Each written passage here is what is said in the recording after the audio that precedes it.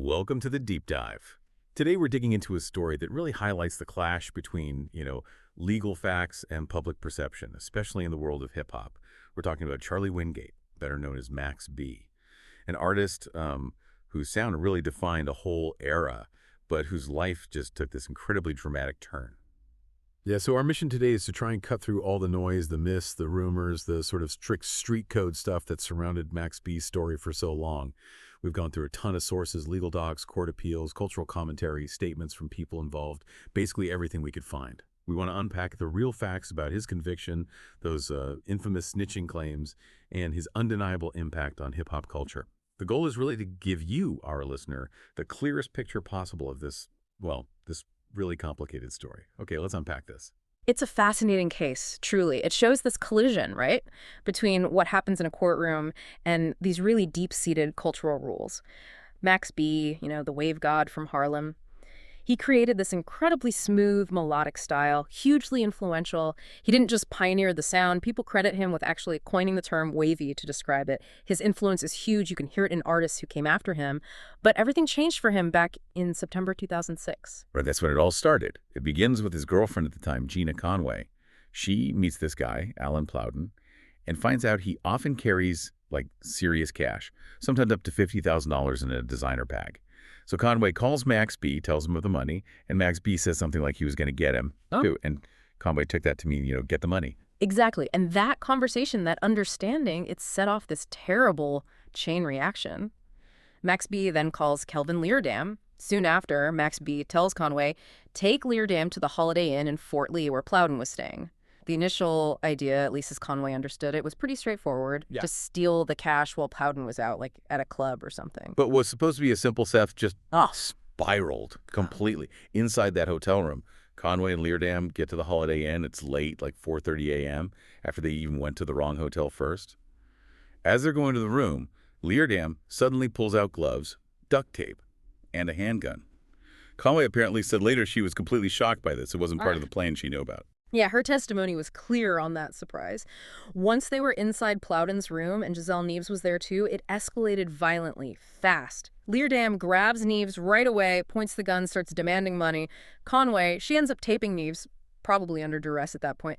Then Conway wakes Plowden up, and Leardam makes Plowden call his business partner, David Taylor. Taylor arrives, a struggle breaks out, the gun fires, and Taylor is shot, fatally. An absolutely devastating wound. Just chaos. Yeah. After the shooting, Conway grabs stuff from the room phones, a laptop, clothes, takes cash from Taylor's pockets, about $800.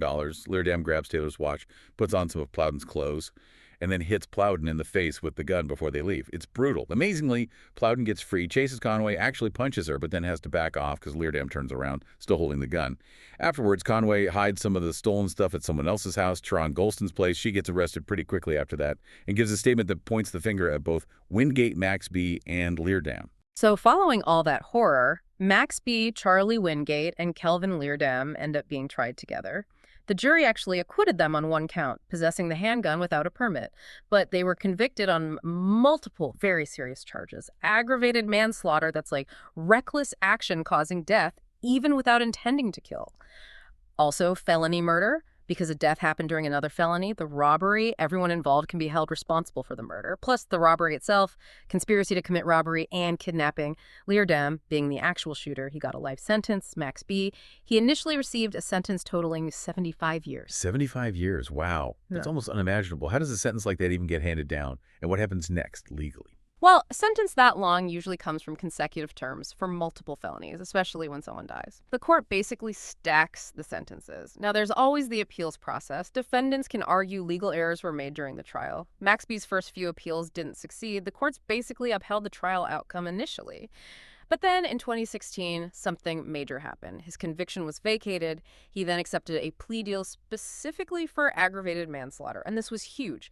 It cut his sentence down dramatically to 20 years, set his release for 2025. It wasn't just less time, it gave him an end date. It really shows how the legal system, even years later, can change everything through things like plea bargains. That is a massive shift. 75 down to 20. It really makes you think about the power and maybe the flexibility of the legal system sometimes. But this shift, this plea deal, brings us right into the thick of the biggest debate around Max B, at least in the court of public opinion. the whole cooperation issue. Because in hip-hop, there's this really strong unwritten rule, the street code.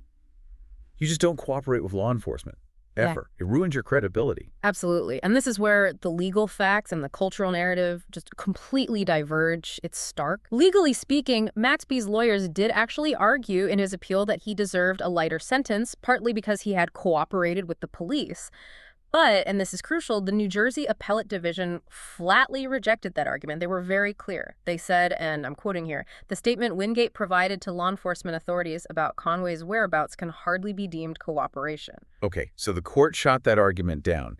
Did they say why it wasn't cooperation? Yes. They emphasized that whatever Wingate did say, it didn't implicate Kelvin Leardam, the actual gunman. Oh, okay. So in the eyes of the law, providing information that helps convict co-defendants is what really counts as cooperation that might earn you leniency. His statement didn't meet that bar. It was Gina Conway, remember, who fully admitted her complicity. She was the one who became the state's key witness. She testified against both Max B. and Leardam, and she did that in exchange for leniency herself. There was also Giselle Neves. She had a pretrial intervention agreement, a PTI. That basically meant if she cooperated and testified against Wingate and Leardam, she could potentially avoid a conviction.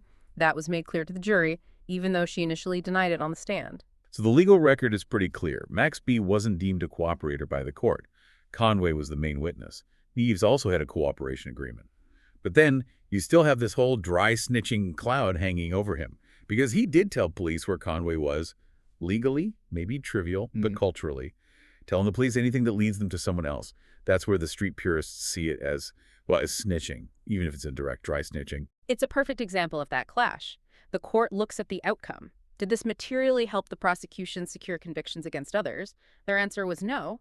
The street code looks at the act. Did you give information to the authorities that led them to someone involved? Their answer is yes.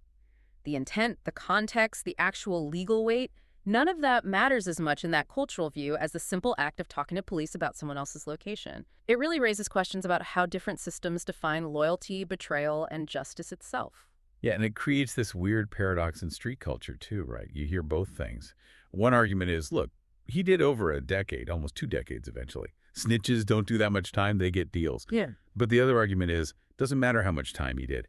Any information given to cops is snitching, period, even dry snitching. Max B's case is like the perfect storm for that paradox. He gets the reduced sentence, but not for cooperation, according to the court. Yet the fact he gave any info fuels the rumors. He kind of can't win in that debate. He really can't. It perfectly illustrates how hard it is to square legal reality with, street mythology or cultural codes. The paperwork says he did significant time, wasn't credited for cooperation. But culturally, that single statement about Conway's location, it's enough for the snitching label to stick, for some people anyway. It just shows how powerful narrative is, especially when it taps into these deeply held beliefs, sometimes more powerful than the legal facts themselves. Okay, so stepping away from the legal maze and the cultural debates for a minute, let's talk about his influence, because that's undeniable. Max B, the wave god. He's so widely credited with popularizing wavy, that whole smooth, melodic, almost atmospheric hip-hop sound. It was more than a word. It was an entire vibe and aesthetic he pioneered. Oh, absolutely. His impact is massive and widely acknowledged. You had Wiz Khalifa jumping on Twitter years ago to defend him, saying things like, Max B is the wavy one. He created the wave. There is no wave without him. Strong words. And it wasn't just Wiz. You hear shout-outs or see acknowledgments from huge names. Kanye West, Drake, even Jay-Z have recognized his contribution. It's proof of his lasting legacy. Even while he was locked up, he carved out this unique sound that so many others ran with. So despite everything, the conviction, the time served, the endless debates, Max B himself seems focused on the future, right? I remember hearing that call he made from prison to the Drink Champs show. He sounded really optimistic. He talked about that 2016 plea deal getting the sentence down to 20 years from 75 as this huge legal breakthrough, the thing that finally gave him a release date to look forward to. Yeah, he definitely sounded hopeful. He talked about his release coming up in 2025, about getting back to his career, focusing just on music, trying to leave behind the life that led to his incarceration in the first place. It's kind of a powerful reminder, isn't it? How an artist's vision can make such waves, even when their personal life goes so far off track, and maybe a story about resilience, too. Definitely. So wrapping this up, what's the big takeaway here? Max B's story is just such a potent example of reputation being judged in 2 completely different courts. the actual legal courtroom, and the maybe harsher court of public opinion, especially within hip-hop culture. His whole journey just throws that tension into sharp relief, the cold, hard legal facts versus the narratives that catch fire and stick around. And maybe that leaves you, with something to think about. In this age of instant information where rumors fly and reputations can shift on a dime, how much does the legal truth actually weigh against the story people choose to believe?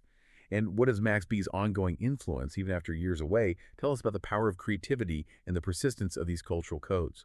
Something to definitely mull over.